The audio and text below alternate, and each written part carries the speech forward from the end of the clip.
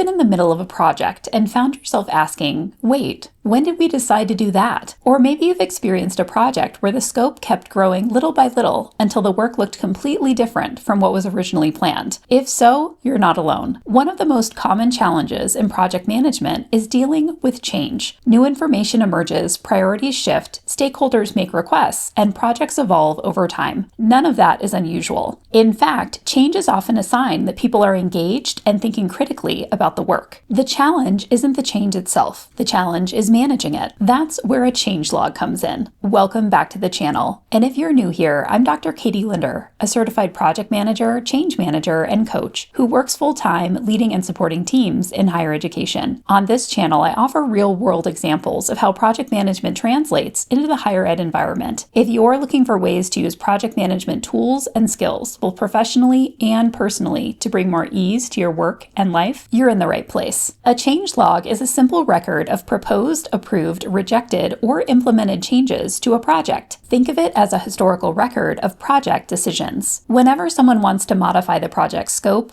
timeline, deliverables, requirements, budget, or approach, that request gets documented in the change log. Without a change log, it's easy to lose track of decisions, forget why choices were made, or accidentally agree to work that has significant implications for the project. A change log helps everyone stay aligned and creates transparency around how the project is evolving over time. One of the biggest misconceptions in project management is that a project plan should never change. In reality, most projects experience change. The question isn't whether change will happen, but rather whether you're documenting and managing those changes effectively. Let's imagine you're leading a project to redesign a student onboarding process. A stakeholder asks if you can also include orientation communications as part of the project. A week later, someone else asks if you can review advising materials. Then another person suggests adding a student success dashboard. Each request may seem reasonable on its own, but collectively, they can dramatically expand the scope of the project. Without a way to document and evaluate those requests, it's easy for scope creep to occur. A change log helps you pause and ask an important question. What impact will this change have on the project? The good news is that a change log doesn't have to be complicated. In fact, I recommend keeping it as simple as possible. Typically, a change log includes a brief description of the requested change, the date it was submitted, who requested it, the potential impact on the project, and the final decision. Some project managers also include notes about implementation timelines or additional actions that need to occur if the change is approved. The specific format matters less than the habit of documenting changes consistently. Even a simple spreadsheet can be incredibly effective. The goal is to create a reliable record that helps your team understand what changed and why. It's important to note that a change log is different than a change request. A change request is the individual proposal. It's the specific request someone makes to alter some aspect of the project. A change log is the record that tracks all of those requests over time. In other words, the change request is the event, and the change log is the historical record. The log provides a single place where project teams can review decisions and understand how the project evolved. One reason that I appreciate change logs is that they improve communication. Sometimes project managers feel uncomfortable pushing back on stakeholder requests. A change log creates a structured way to discuss those requests without immediately saying yes or no. Instead of responding emotionally or making a decision on the spot, you can say, let's document the request and evaluate its impact. This allows teams to discuss trade-offs, resource implications, timelines, and priorities. In many cases, stakeholders don't realize the downstream effects of a requested change until those impacts are clearly documented. Let's consider an example. Imagine your institution is implementing a new faculty activity reporting system. The original project scope focuses on annual reporting requirements. As the project progresses, departments begin requesting additional features. One wants promotion and tenure tracking. Another wants accreditation reporting. A third wants workload management tools. Each request may provide value, but each request also increases complexity. By documenting these requests in a change log, the project team can evaluate them systematically. Some changes may be approved immediately. Others may be deferred to a future phase, and some may be declined altogether. The important thing is that decisions are intentional and documented. One common mistake is assuming that small changes don't need to be tracked. In reality, several small changes can have a larger impact than one major change. Another mistake is documenting changes but never reviewing them. A change log should be a living document that is revisited regularly throughout the project. I also see teams struggle when they treat change management as a gatekeeping process. The purpose of a changelog is not to prevent change. The purpose is to help teams make informed decisions about change. Good project management isn't about saying no.